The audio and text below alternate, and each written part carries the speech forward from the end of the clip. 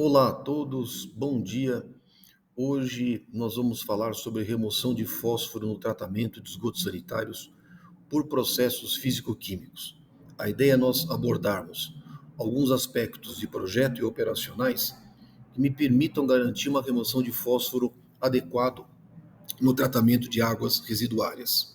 Então, é um tema de grande relevância porque hoje em dia muitos projetos de estações de tratamento de esgotos sanitários elas já precisam considerar a necessidade de nós removermos fósforo. No passado, grande parte das ETs, vamos falar, na década de 80, década de 90, o grande mote no projeto de ETs era essencialmente a remoção de carga orgânica e sólidos. E atualmente, hoje em dia, os órgãos ambientais já têm exigido ETs projetadas objetivando a remoção de nutrientes, que no caso, eles já exigem a remoção de nitrogênio e fósforo. Então, por que é necessário a remoção de fósforo? Porque águas residuárias contêm concentrações de fósforo. Esgotos sanitários, as concentrações típicas de fósforo em águas residuárias variam de 4 até 10, 15 miligramas por litro, dependendo das características da bacia de esgotamento, dependendo das vazões coletadas. Então, em média, as concentrações de fósforo em águas residuárias variam de, vamos dizer grosseiramente, de 5 a 15 miligramas por litro. E muitas vezes é necessário nós garantirmos uma remoção de fósforo adequada, de tal forma que eu possa garantir o lançamento do efluente no corpo receptor. O que acontece? O fósforo que nós temos presentes em águas residuárias, normalmente, a análise que nós fazemos, a análise que mais comumente é efetuada na operação de uma ET, é do parâmetro fósforo total. Então, veja que as concentrações que normalmente nós falamos, quando a gente fala em concentrações de fósforo em águas residuárias, nós falamos de 5 a 15 miligramas por litro, mas nós sempre estamos trabalhando com fósforo total. Só que esse fósforo total, ele sofre uma especiação, ele tem uma especiação. O fósforo total ele pode estar presente na forma de ortofosfato, ou seja, fósforo na forma inorgânica. Nós chamamos de ortofosfato. Nós podemos, inclusive, fazermos uma especiação química do fósforo na fase líquida, e aí nós temos parte do fósforo total pode estar na forma de fósforo inorgânico, na forma de ortofosfato, que é a forma mais primária, mais inorgânica do fósforo. O fósforo pode estar presente na forma de polifosfatos. Polifosfatos é uma combinação de moléculas de ortofosfato, ou seja, inúmeras moléculas de ortofosfato combinados numa única molécula, ou seja, um conjunto como se fosse um monômero, um conjunto de monômeros formando um polímero. Então, um conjunto de moléculas de ortofosfatos combinadas estruturalmente juntas, nós chamamos de polifosfatos. E ambas as formas, fósforo na forma de ortofosfato e polifosfatos, são fósforo na forma inorgânica. Nós podemos ter o fósforo combinado a moléculas orgânicas. Nós chamamos de fósforo orgânico. Então, o fósforo total nós podemos classificar em três diferentes frações: ortofosfato, polifosfatos e fósforo orgânico. Por que isso é importante? Porque o ortofosfato e os polifosfatos são inorgânicos e estarão na fase líquida na forma solúvel. Então, o mecanismo de remoção é um. O fósforo orgânico ele pode estar presente na fase líquida, parte na forma solúvel, parte na forma particulada. E aí, o fósforo orgânico, uma parcela pode ser biodegradável e outra parcela pode ser não biodegradável. E isso vai definir, mais uma vez, as formas como o fósforo vai ser removido por processos físico-químicos no tratamento de águas residuárias. Então, conhecer a especiação química do fósforo na fase líquida é super importante. O que acontece no tratamento biológico aeróbio? Normalmente, as águas residuárias, o esgoto bruto, apresentam concentrações, parte do fósforo está na forma de ortofosfato, polifosfatos e fósforo orgânico. Mas no tratamento biológico, por exemplo, num sistema de lodos ativados num tanque de aeração, os polifosfatos e o fósforo orgânico, eles são rapidamente hidrolisados a ortofosfato. Então existe uma transformação ao longo do processo de tratamento, onde essa especiação química, ela muda, e ela é importante porque me define como que essas formas vão ser separadas posteriormente por processos físico-químicos. Pois muito bem, o que acontece? Por que eu preciso remover fósforo no tratamento de águas residuárias? Primeiro, porque eu preciso atender um padrão de emissão. Então, muitas vezes é estabelecido uma concentração máxima de fósforo no efluente final, e aí eu tenho que remover. Uma vez que as concentrações típicas de fósforo no esgoto bruto podem variar de 5 a 15 miligramas por litro, dependendo do padrão de emissão estabelecido, eu tenho que remover fósforo. Além disso, eu tenho que atender a padrões de qualidade do corpo receptor. Muitas vezes as concentrações de fósforo no corpo receptor são muito reduzidas. Então eu preciso muitas vezes uma concentração mais baixa de fósforo no efluente final, de tal forma que eu consigo atender um padrão de qualidade do corpo receptor. Isso é estabelecido mediante estudos ambientais, é estabelecido mediante as características do corpo d'água, os usos da água, os órgãos ambientais normalmente estabelecem padrões de qualidade do corpo receptor, e aí a estação de tratamento dos esgotos tem que se adequar, naturalmente levando em consideração as questões de diluição do lançamento do efluente final no corpo d'água. Então eu preciso atender a padrões de emissão e preciso atender a padrões de qualidade do corpo receptor. Lógico, mas a questão ambiental mais relevante, por que eu estabeleço padrões de qualidade ou no corpo receptor ou padrões de emissão? Porque o enriquecimento do corpo d'água com nutrientes, nitrogênio e fósforo, pode causar eutrofização de corpos d'água. E aí, naturalmente, uma vez que eu tenha CO2, carbono inorgânico, uma vez que eu tenha nitrogênio, uma vez que eu tenha fósforo, isso pode naturalmente causar condições para o crescimento acelerado de algas, micro-organismos autotróficos. E aí pode me trazer uma enorme complicação na utilização do corpo d'água para outros usos. Ou seja, por que eu preciso, então, prever a remoção de nutrientes em determinadas estações de tratamento de águas residuárias? Essencialmente porque eu preciso proteger o corpo receptor, eu preciso proteger o corpo d'água, possibilitando que, naturalmente, ele possa ter outros usos. Mas qual que é o maior uso que nós temos? Por que eu preciso preservar a qualidade da água? Essencialmente para que eu possa utilizar essa água para abastecimento público, além de outras finalidades. Mas essencialmente, qual é a minha grande função? Eu protejo o recurso hídrico para poder utilizá-lo. E o uso mais nobre do recurso hídrico é para abastecimento público. Então o que eu estou fazendo? Estou utilizando, estou protegendo o corpo d'água de tal forma que eu possa utilizar essa água bruta na forma de um reuso indireto para abastecimento público. E aqui um ponto importante. Por que o abastecimento público e por que a importância da remoção de nutrientes? Ora, primeiro porque eu quero que o corpo d'água não eutrofize. Não eutrofizando ou tendo níveis de eutrofização, vamos chamar assim, aceitáveis, eu consigo utilizar estações de tratamento de água do tipo ciclo convencional completo. Ou seja, eu consigo fazer com que o tratamento de águas de abastecimento apresente um custo menor, um custo mais baixo. Mas por quê? Porque eu posso adotar uma ETA convencional de ciclo completo. Agora, quando é que eu posso adotar uma ETA convencional de ciclo completo? Quando eu tenho uma qualidade da água adequada para isso. E como é que eu consigo preservar a qualidade da água bruta? Essencialmente evitando que o corpo d'água eutrofize. Isso me traz, naturalmente, uma redução de custos na operação de ETAs, e que é significativo.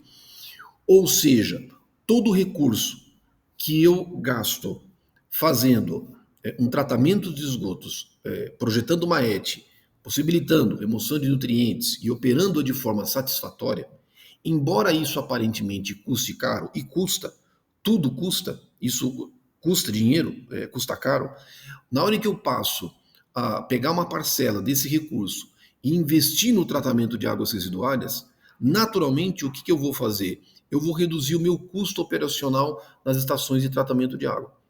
Apenas para vocês terem um exemplo, normalmente, se você levar em consideração alguns índices, como por exemplo o custo de produtos químicos utilizados no tratamento de águas de abastecimento, um manancial relativamente protegido normalmente gasta X com produtos químicos. A mesma estação de tratamento de água, ao utilizar uma água que de alguma forma apresente algum grau de comprometimento com relação a um certo grau de eutrofização um pouco mais intenso, normalmente os custos com produtos químicos podem chegar a quadruplicar, triplicar, quadruplicar. Ou seja, o dinheiro que eu invisto no tratamento de águas residuárias automaticamente me minimiza esse recurso investido na operação das estações de tratamento de água. Então, é um jogo somente de ganha-ganha. E por que é importante isso hoje em dia? Porque, naturalmente, ao proteger os recursos hídricos, ao possibilitar, ao projetarmos ETs que tenham a necessidade de remoção de nutrientes, automaticamente eu estou preservando o nosso recurso hídrico para outros usos posteriores. Então, por isso é que hoje as ETs, a grande maioria delas, especialmente aquelas localizadas em regiões metropolitanas, onde muitas vezes os seus efluentes são lançados em corpos d'água e que são dotados de reservatórios de acumulação, nitidamente elas vão ser exigidas ao longo do tempo, de alguma forma, a remoção de nutrientes. Bom, como é que eu consigo remover fósforo em estações de tratamento de esgotos sanitários? Nós temos duas vias principais.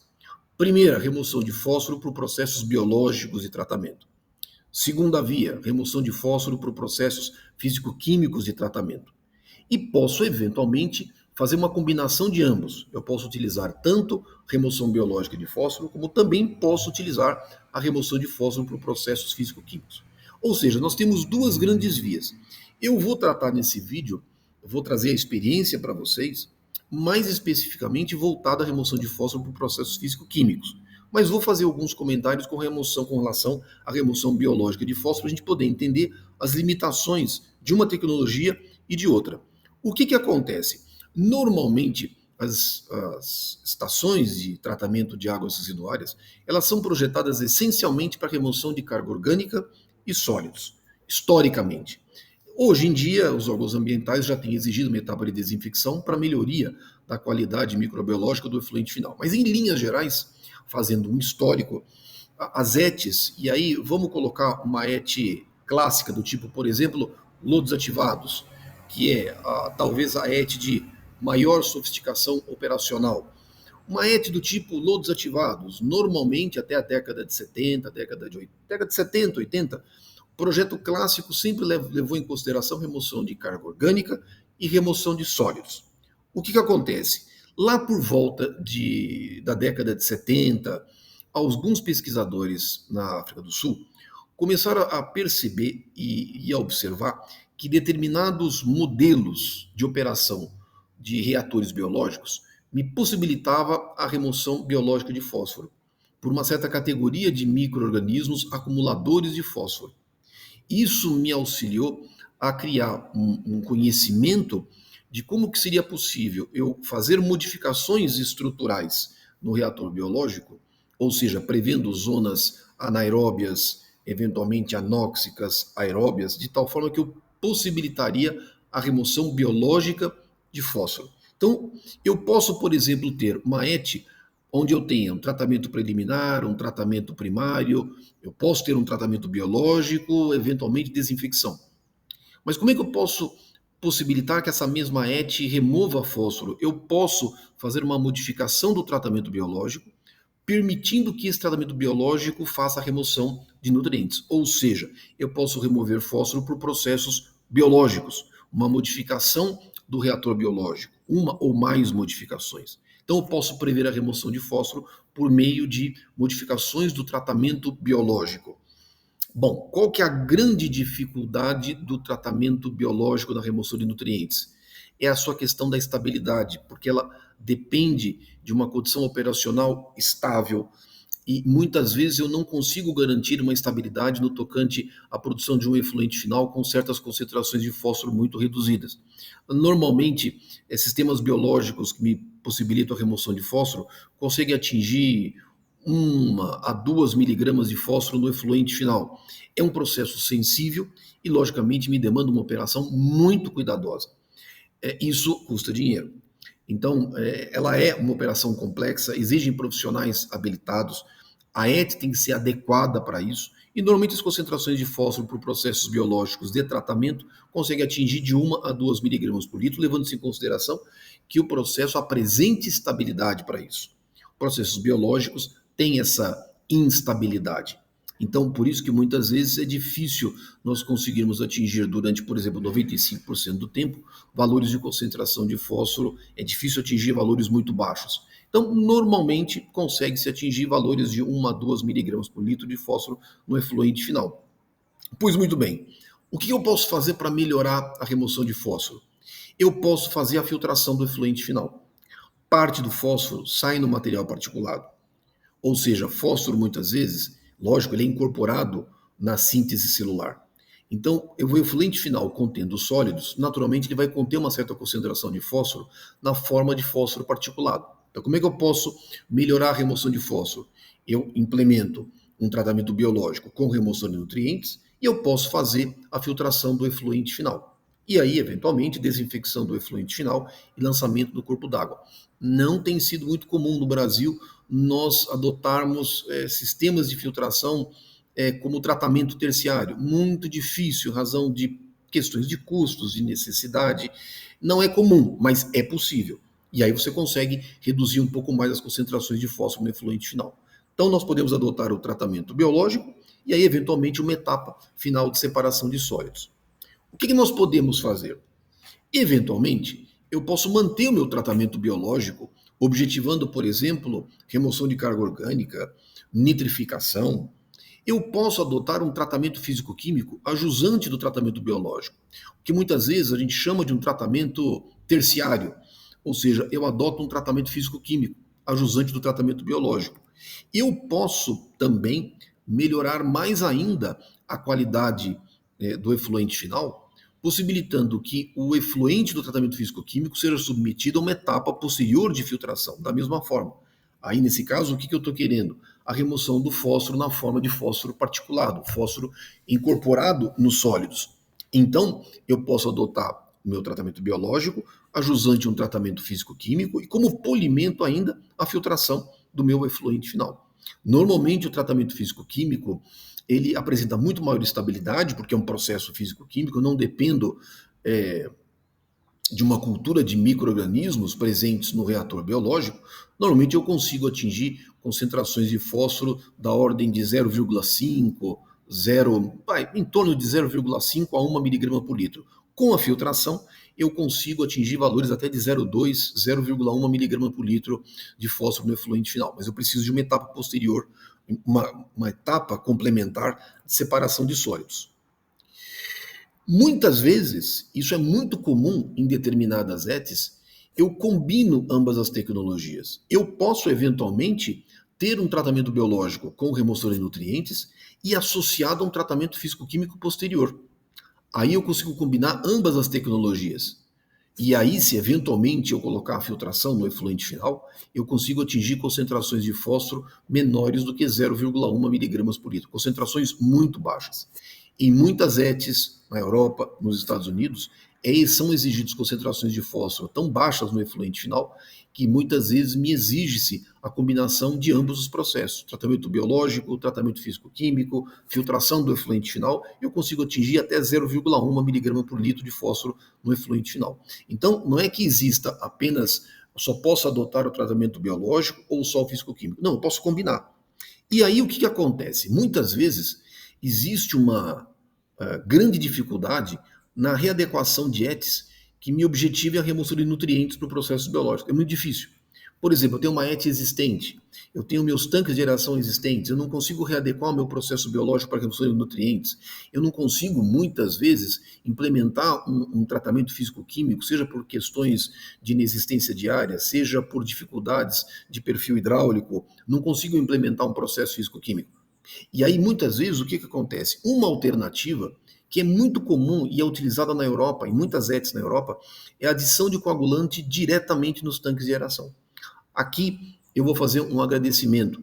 Toda a experiência que nós temos no tocante à utilização de processos físico-químicos, e especialmente no tocante à adição do coagulante em tanques de aeração, físico-químico combinado com o processo biológico aeróbico, toda a experiência advém da Quimira. A Quimira, uma empresa europeia, veio para o Brasil e aí, por meio de um conjunto de profissionais, aqui os meus agradecimentos ao Vanderlei Ferreira, ao Fred Schurman, eles trouxeram grande parte da experiência europeia, aonde se utiliza a adição de coagulantes nos tanques de aeração já durante muitos anos e já tem já uma cultura estabelecida no tocante à possibilidade de você combinar um tratamento físico-químico diretamente no reator biológico. Então, o que eu posso fazer? Eu adiciono o coagulante, não tenho condições de fazer um físico-químico, não tenho espaço, não tenho como mudar o meu tratamento biológico aeróbio. Eu posso adicionar o coagulante diretamente nos tanques de aeração. É uma alternativa super interessante e isso aí me possibilita a garantir concentrações de fósforo muito baixas no efluente final. E é muito adequado, inclusive me possibilitando uma melhoria na sedimentabilidade do lodo nos decantadores secundários. É uma excelente alternativa, mas naturalmente tem questões que eu preciso levar em conta e daí a ideia é trazer para vocês um pouco dessa experiência e daí a necessidade, a importância desse vídeo. O que acontece? Vamos falar um pouquinho sobre a remoção de fósforo por processos físico-químicos. O que acontece? Qual que é a essência para a gente poder entender? Aqui eu vou trazer um pouco da compreensão para a gente poder explicar por que o fósforo, como que o fósforo é removido por um processo físico-químico. Eu vou colocar aqui as reações mostrando o comportamento do ferro em meio aquoso. Mas vale para o ferro, vale para o alumínio. Normalmente, quando nós utilizamos processos físico-químicos objetivando remoção de fósforo, eu posso utilizar tanto sais de ferro como sais de alumínio no tratamento de águas residuárias. Eu vou colocar aqui o exemplo do ferro, mas vale para o alumínio. Bom, vamos colocar aqui cloreto férrico, que é um coagulante muito comumente empregado na remoção de fósforo. Cloreto férrico, ele é um sal, ele se dissocia. Ferro mais 3, Cl-. Ele é um sal. Bom, só que o ferro mais 3, ele se hidrolisa. Ele participa de reações de hidrólise, formando espécies monoméricas, espécies poliméricas com cargas positivas e negativas. Só que o ferro, ele é altamente insolúvel na forma de hidróxido férrico. Ele vai formar uma espécie que é altamente insolúvel na fase líquida. Ou seja, o ferro, uma vez na fase líquida, ele se hidrolisa. Ao se hidrolisar, formam espécies monoméricas e poliméricas, com carga positiva, com carga negativa, e dependendo do pH, ele vai precipitar na forma de hidróxido férrico. O que acontece com o fósforo inorgânico? O ácido fosfórico, ele é um ácido triprótico, ou seja, ele participa, ele tem reações, ele libera íons H+ para o meio, ele é um ácido triprótico, tem 3 constantes de equilíbrio. A especiação dessas espécies depende do pH da fase líquida. Bom, então o fósforo inorgânico, a especiação dele na fase líquida depende essencialmente do pH. Bom, o que acontece? Quando eu coloco o ferro na fase líquida, adiciono o coagulante na fase líquida, sabendo que ele vai precipitar na forma de hidróxido, a solubilidade, eu posso postular que a solubilidade do ferro é controlada pelo hidróxido férrico. E aí eu posso calcular a máxima concentração de ferro solúvel na fase líquida, admitindo que a solubilidade seja controlada pelo hidróxido férrico.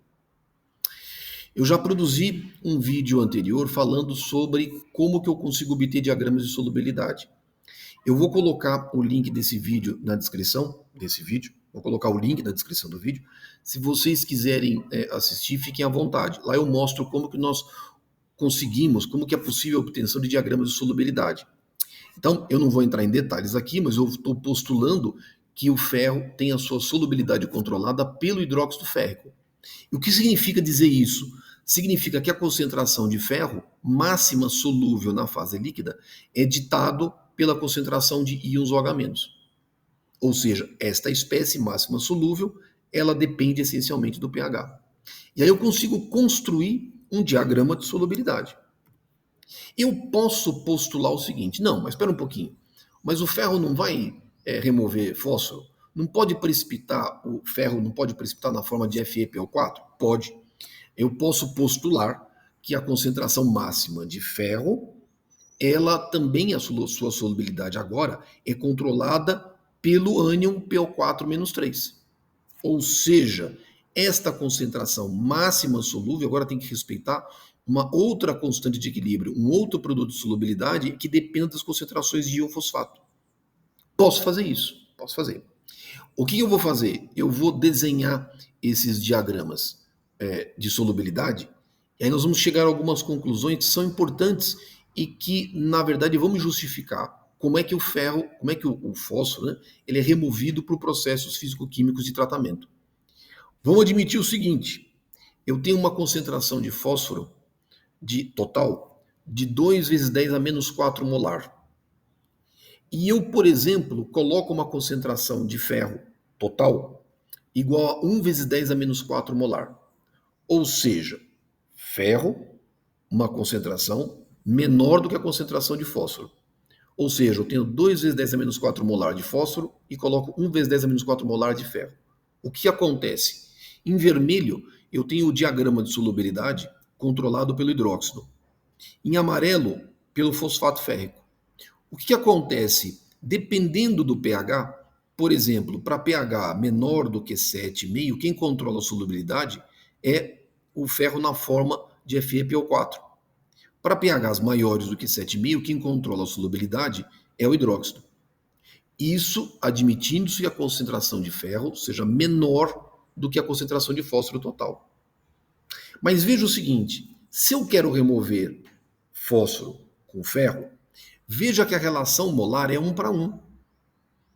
Eu minimamente, teoricamente, precisaria de uma relação molar, 1 de ferro, 1 de fósforo, molar. Aqui eu estou colocando uma concentração de 0,5 de ferro em relação ao total. Tá certo? Bom, o que vai acontecer? Aumenta isso. Coloca, por exemplo, agora, imaginemos que nós tenhamos fósforo total 2 vezes 10 a menos 4. E ferro, eu tenho também 2 vezes 10 a menos 4. Observa que agora a solubilidade essencialmente é controlada por quem? Pelo hidróxido. A menos de pHs um pouco mais baixos, pHs inferiores a 5,5. Mas essencialmente quem controla a solubilidade é o hidróxido. Pega agora, por exemplo, uma concentração de ferro adicionado de 3 vezes 10 a menos 4, em relação a 2 vezes 10 a menos 4, que é o fósforo. Ou seja, toda a solubilidade, quem é controlada é o hidróxido. O que significa isso? Significa que quando eu adiciono o ferro na fase líquida, fatalmente ele vai precipitar na forma de hidróxido. Na verdade, ambos os produtos de solubilidade estarão excedidos, mas eu vou ter 2 sólidos sendo formados. No caso, o FeOH3 e, eventualmente, se for o caso, o FePO4. Bom, o que acontece? Acontece o seguinte, como é que nós justificamos a remoção de fósforo por processos físico-químicos? Eu tenho o alumínio ou o ferro adicionado.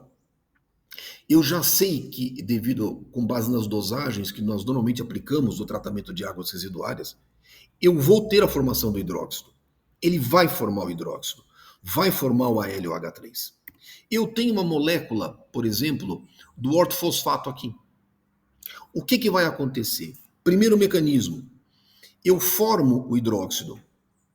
E aí, uma vez o hidróxido sendo formado, como o hidróxido tem carga, ou seja, o precipitado tem carga, o que acontece, se observa, é que esta espécie, as espécies solúveis, o fósforo solúvel, na forma de ortofosfato, ele é absorvido na superfície do hidróxido metálico precipitado. Ou seja, um primeiro mecanismo de remoção que se observa e que justifica a remoção de fósforo por processos físico-químicos é justamente a sua absorção no hidróxido metálico formado. Ou seja, eu formo hidróxido, mas esse hidróxido ele absorve o fosfato, o fósforo inorgânico presente na fase líquida. Daí a importância da especiação do fósforo quando nós projetamos ou quando nós queremos conhecer um pouco mais a forma como o fósforo vai ser removido na fase líquida. Conhecer essa especiação ela é importante. Então, o primeiro mecanismo, ele é absorvido em hidróxido metálico. Segundo, eu posso incorporar o fósforo na estrutura do hidróxido formado. Ou seja, eu formo o hidróxido, mas durante o processo de formação do hidróxido, ele incorpora esse fósforo ou parte do fósforo inorgânico na sua estrutura cristalina. Aqui eu tenho um processo de adsorção. Aqui eu tenho um processo de incorporação no hidróxido metálico formado, no hidróxido formado. Segundo mecanismo. E, eventualmente, o terceiro mecanismo me envolve diretamente a formação de um precipitado, onde eu tenha Al mais 3, mais o PO4 menos 3, formando uma espécie insolúvel. Aqui, na verdade, eu tenho a formação do precipitado propriamente dito, na forma de fosfato de alumínio ou fosfato férrico, que é um terceiro mecanismo. Na verdade, o que se observa é que a gente tem uma somatória de mecanismos que me justificam a remoção de fósforo por processos físico-químicos. Não existe um apenas, é uma somatória de mecanismos. Mas, essencialmente, por que isso é importante? Porque eu sei que sempre o produto de solubilidade vai estar excedido, eu sei que o alumínio e o ferro vão precipitar na forma de hidróxido, então é lógico, isso vai fazer com que haja um aumento na produção de lodo. É uma consequência do tratamento físico-químico, um aumento na produção de lodo. O que se nota em linhas gerais? Os resultados práticos, e aí eu vou apresentar alguns para vocês daqui a pouco. O que se observa na prática, resultados operacionais, literatura, e mesmo nossos obtidos no Brasil, ensaios em escala de laboratório, se observa o seguinte: Normalmente, a relação molar ferro-fósforo ou alumínio-fósforo, a relação molar que é considerada ótima, de tal forma que a gente consiga atingir valores de remoção de fósforo entre 85, 90, 95%, normalmente fica entre 1,5 a 3. Ou seja, teoricamente, eu precisaria de uma relação molar 1 para 1. Mas normalmente o que se observa é que para que eu possa ter uma boa eficiência na remoção físico-química de fósforo, essa relação molar fique entre 1,5 a 3. Ou seja, eu preciso colocar uma superdosagem, porque eu sei que eu tenho um conjunto de reações competitivas do alumínio e do ferro na fase líquida. Parte precipitando na forma de hidróxido, parte sendo complexado por outros elementos presentes na fase líquida. Então, normalmente, é uma relação molar ferro-alumínio de 1,5 a 3. Normalmente. Lógico que, como é que eu controlo isso na prática? Por meio de ensaios de jarros, ensaios de jar-teste, avaliações experimentais, avaliações de campo. Eu tenho uma ordem de grandeza, mas eu ajusto conforme a operação do meu processo de tratamento. Normalmente, as dosagens de coagulante, quando nós implementamos processos físico-químicos, são da ordem alumínio expresso, como a L2SO4 314 águas, normalmente é da ordem de 40 a 100 miligramas por litro. Eu coloquei 80 miligramas por litro, mas normalmente essas dosagens de coagulante elas são altas.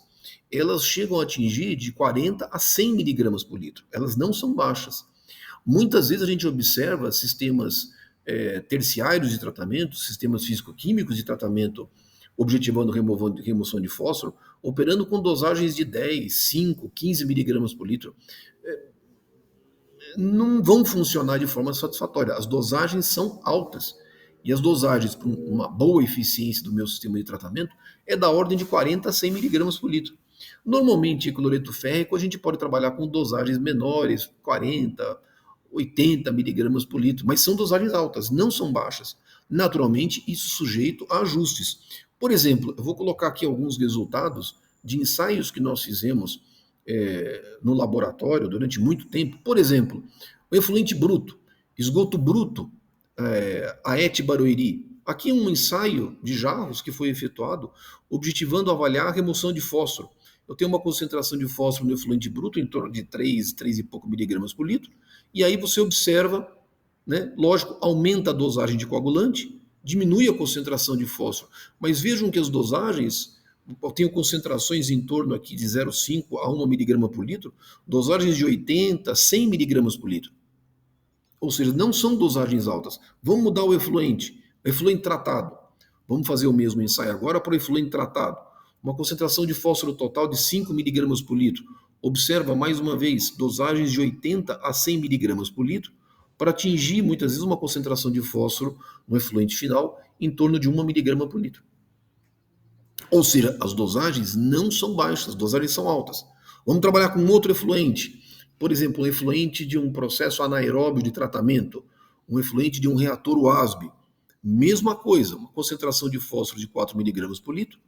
E aí observa que as dosagens de coagulante da ordem de 60 a 100 miligramas por litro. De tal forma a gente conseguia atingir concentrações de fósforo no efluente final de 0,5 a 1 miligrama por litro, por um processo físico-químico. Ou seja, as dosagens de coagulante são altas. E é natural isso. É um processo físico-químico. Vou colocar alguns estudos de caso, algumas ETs, com diferentes concepções, para vocês observarem que a adoção de um processo físico-químico é capaz de garantir valores de concentração de fósforo no efluente final relativamente baixas, inferiores a 1 miligrama por litro, o que é muito positivo. Por exemplo, ET alagado é uma ET operada pela CAESB. A concepção da ET é um ASB seguido de lagoas de estabilização. E aí, qual que é o meu tratamento? É um tratamento terciário, é um tratamento físico-químico. Eu tenho um processo de coagulação, floculação e um processo de flotação por ar dissolvido. Ou seja, eu tenho aqui uma vista geral da ET, os meus reatores UASB, lagoas de estabilização e um tratamento físico-químico localizado aqui a jusante. Esse tratamento físico-químico, basicamente, é um processo de coagulação, floculação e flotação por ar dissolvido. Na verdade, pode ser flotação por ar dissolvido, pode ser sedimentação. É que, na verdade, a flotação por ar dissolvido é um processo muito interessante, porque um efluente de lagoa de estabilização apresenta grandes concentrações de algas. e a água tem uma certa dificuldade de sedimentar, de separar por gravidade. Então a flotação é um processo muito interessante. Pois muito bem, esse sistema, os resultados operacionais, concentrações de fósforo no efluente bruto, concentrações altas, variando aqui de 8, 12 miligramas por litro, algumas concentrações maiores, menores, mas olha que eu consigo atingir, ao longo do tempo, concentrações inferiores a 1 miligrama por litro. Normalmente ficam de 0,5 a 1 miligrama por litro. De vez em quando observa um pequeno salto, né, uma concentração um pouquinho maior, mas em linhas gerais eu consigo ter uma remoção muito satisfatória. Então, sempre lembrando, é um processo físico-químico onde eu tenho que ter um processo de separação de sólidos. No nosso caso, o nosso processo de separação de sólidos é uma flotação por ar dissolvido. Poderia até melhorar as concentrações, reduzir ainda mais as concentrações de fósforo no efluente final, se, por exemplo, a jusante da etapa de flotação por ar dissolvido eu colocasse uma etapa adicional de filtração. Mas aí eu precisaria complementar o meu processo de tratamento. Mas veja que um tratamento terciário, um físico-químico, consegue produzir, sem grandes problemas, concentrações de fósforo da ordem de 0,5 a 1 miligrama por litro. Vamos a um segundo exemplo. Et-Aureni é uma ET que fica na cidade de Palmas, é operada pela BRK. É um conjunto de lagoas de estabilização. Então eu tenho uma lagoa anaeróbia, lagoas facultativas, lagoa de maturação e tem um tratamento terciário. Esse tratamento terciário tem um sistema de coagulação, floculação, seguido de flotação por ar dissolvido. Então essa é uma vista aérea da ET. Tem uma lagoa, conjunto de lagoas, anaeróbia, lagoa facultativa, lagoa de maturação e um tratamento terciário. E o tratamento terciário é essencialmente uma flotação por ar dissolvido. Está aqui. E aí o que eu consigo? Puxa vida, aqui são valores médios mensais, concentrações de fósforo no efluente bruto, ao processo de tratamento, e as concentrações no efluente tratado. Também conseguindo valores inferiores a 1 miligrama por litro. Aqui teve uma instabilidade no processo físico-químico de tratamento, então esses valores a gente pode desconsiderar, mas daqui para cá, observa que eu consigo ter com muita tranquilidade valores próximos a 1 miligrama por litro de fósforo no efluente final. É um tratamento, essencialmente, um tratamento físico-químico. Vamos dar um terceiro exemplo. ET Lagoa da Conceição é um sistema operado pela Casan. O que ele é? Ele é um reator UASB, um tratamento anaeróbio, seguido por um sistema de lodos ativados. Aqui é um tratamento físico-químico, só que é feita a adição do coagulante diretamente no tanque de aeração. E aqui o meu agradecimento ao engenheiro Felipe Trenepol, da Casan. Ele gentilmente cedeu os dados. Isso aí foi um trabalho efetuado juntamente com eles, mas ao longo do tempo o Felipe tem os dados operacionais da ET e ele gentilmente cedeu para que a gente pudesse colocar nesse vídeo mostrando a aplicabilidade, os resultados e como que é possível nós garantirmos uma boa remoção de fósforo por processos físico-químicos. Aqui no caso eu estou fazendo a adição do coagulante diretamente nos tanques de aeração. Aqui uma vista aérea da ET, o reator UASB, 2 reatores biológicos aeróbios do tipo aeração prolongada, e aí a adição do coagulante é efetuado diretamente no tanque de aeração. Aqui uma vista dos meus reatores biológicos, eu tenho 2 reatores biológicos, e aí o resultado. Ou seja, o que eu observo? Concentrações de fósforo são elevadas, em torno de 8, 10 miligramas por litro, são concentrações altas de fósforo, e veja que eu consigo, sem maiores dificuldades, concentrações inferiores a 1 miligrama por litro no efluente final, fazendo a adição do coagulante diretamente no tanque de aeração. Esse é um exemplo de uma ET onde eu não tenho espaço físico para implementar um tratamento terciário. Eu não tenho condições de modificar a concepção do meu reator biológico, possibilitando remoção de fósforo associado a todas as instabilidades naturais a um processo biológico de tratamento. Então, a adição do coagulante no tanque de aeração é uma alternativa excelente para possibilitar nós conseguirmos atingir valores de fósforo no efluente final que, porventura, estejam dentro do estabelecido por padrões de emissão ou padrão de qualidade do corpo d'água. Ou seja, não é difícil de fazer. Só que, logicamente, a gente precisa tomar uma série de cuidados. Então, e que cuidados são esses? Que precisam ser balizados. Bom, processos físico-químicos apresentam enorme eficiência na remoção de fósforo. Eu consigo atingir valores de eficiência de 85 a 95% do tempo. Qual que é a vantagem do processo físico-químico em relação ao processo biológico? É a estabilidade. O processo físico-químico apresenta elevada estabilidade. O processo biológico me depende da operação do meu processo biológico, da operação do meu reator biológico. A operação é muito mais sensível e eu preciso ter uma equipe operacional do mais alto nível para garantir a operação de um processo biológico que me possibilite a remoção de fósforo. Infelizmente, com exceção de pouquíssimas companhias de saneamento, nós não estamos e nem temos pessoal técnico preparado para operarmos ETs com tal grau de sofisticação. Infelizmente, essa é uma verdade que tem que ser dita. Como nós não temos o histórico de operação de ETs, bom, na verdade, nós não temos nem ET. Estamos começando a construir as nossas ETs agora. Nós não temos esse histórico, nós não temos profissionais devidamente habilitados, com experiência, que nos possibilitem operar sistemas biológicos com remoção de nutrientes. Então, infelizmente, embora seja uma opção, os processos biológicos de tratamento eles são muito mais sensíveis. E dada essa sensibilidade, essa instabilidade, os processos físico-químicos tendem a ser muito interessantes por apresentarem essa estabilidade. E uma remoção, uma eficiência da ordem de 85% a 95% de remoção de fósforo. Para isso, eu preciso adicionar coagulante. E aí, normalmente, esta relação molar, conforme já comentei com vocês, é da ordem de 1,5 a 3. Ou seja, eu tenho que dosar coagulante, essa dosagem é em excesso em relação à estequiometria, à teoria, e lógico que essa eficiência da remoção de fósforo depende da dosagem do coagulante.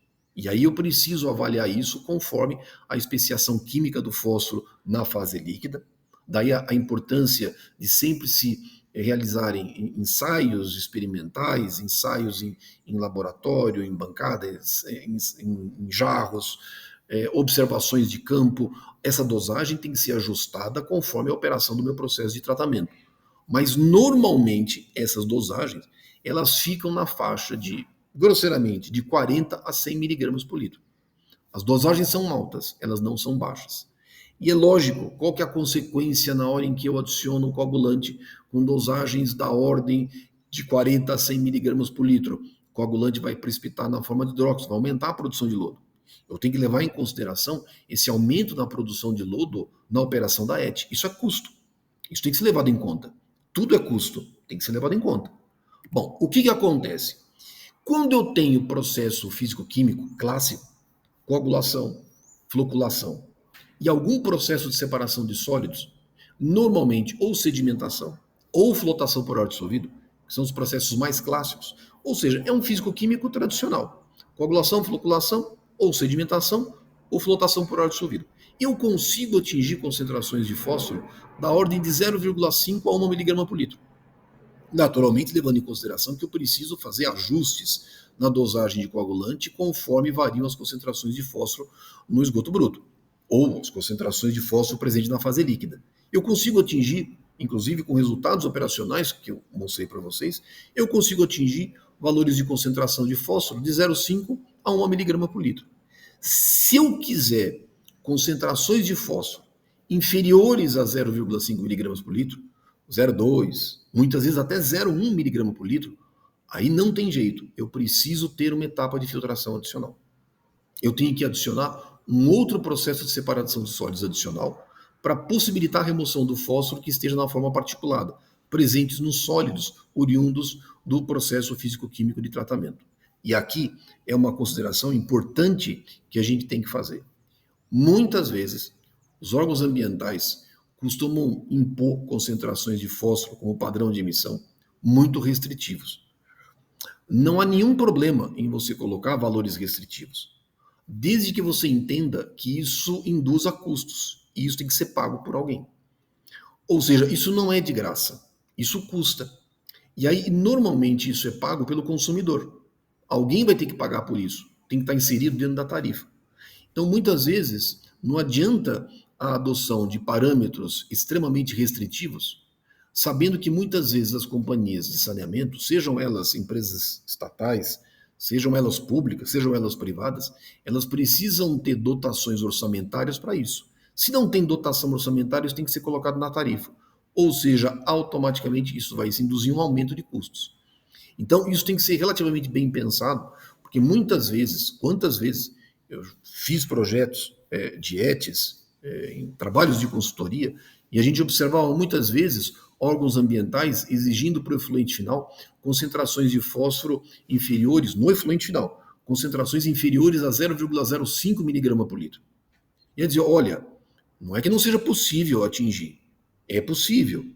No entanto, eu vou ter que adicionar um conjunto de processos de tratamento na minha ET tais que a concepção vai ficar muito cara, operação extremamente cara, e isso tem que ser pago por alguém. Isso tem que estar no custo de alguém tem que pagar por isso. Então, muitas vezes, embora tecnicamente factível, ele é economicamente inviável. Então, é necessário um certo equilíbrio, muitas vezes, nessas discussões entre empresas de saneamento, entre órgãos ambientais, de tal forma que seja possível atingir um equilíbrio factível e eu consiga fazer a implementação dos meus sistemas de tratamento, atendendo a padrões de qualidade, atendendo a padrões de emissão, que sejam factíveis conforme a realidade que nós temos. É possível? É possível. Implementar um tratamento físico-químico, com coagulação, floculação, flotação por ar dissolvido ou sedimentação, é factível. É possível colocar a filtração? Não, é factível, mas é uma unidade adicional e isso tem que estar dentro dos custos do meu sistema. Alguém tem que pagar por isso. Então, eu consigo atingir, se eu colocar um sistema adicional de separação de sólidos, eu consigo atingir valores inferiores a 0,5 miligramas por litro. Importante, o pH é importante. Para que eu consiga a remoção de fósforo, é importante que o pH da fase líquida seja mantido normalmente entre 6 a 7. E aí vem um ponto importante para a gente. Qual que é o ponto importante? As dosagens de coagulantes são altas, normalmente da ordem de 40 a 100 miligramas por litro. Coagulante tem caráter ácido. A tendência, quando eu adicionar o coagulante na fase líquida, vai ser o pH cair. Especialmente quando eu tenho sistemas, por exemplo, águas residuárias muito bem nitrificadas, e aí normalmente os valores de alcalinidade são mais baixos. Por quê? Porque a nitrificação tende a reduzir a alcalinidade da fase líquida. Então, como a alcalinidade é baixa, na hora que eu adiciono o coagulante, a tendência do pH é cair. E a queda vai ser muito intensa. Eu preciso controlar esse pH. Eu preciso muitas vezes prever a adição de algum tipo de alcalinizante. Isso é extremamente importante quando eu adiciono o coagulante nos tanques de aeração, que é a alternativa que, por exemplo, o exemplo que eu dei de vocês da Casan, da ET Lagoa da Conceição, a adição do coagulante no tanque de aeração me exige necessariamente um sistema de pré-alcalinização, de tal forma que eu mantenha o pH na fase líquida do meu processo biológico de tratamento numa faixa tal que não cause nenhum prejuízo ao processo biológico. Por exemplo, muitas vezes eu quero nitrificar. A nitrificação é altamente sensível ao pH da fase líquida. Preciso manter, muitas vezes, pH em torno de 7, 7,5. Para manter esse pH, eu tenho que adicionar um agente alcalinizante nos tanques de aeração. Então, embora a alternativa ela seja de você adicionar, por exemplo, coagulante no tanque de aeração, seja uma alternativa factível e fácil, ela não pode vir apenas de forma isolada. Eu tenho que ter um sistema de alcalinização que me possibilite controlar esse pH da fase líquida, não causando nenhum tipo de prejuízo ao processo biológico de tratamento. Por quê? Porque a nitrificação é extremamente sensível.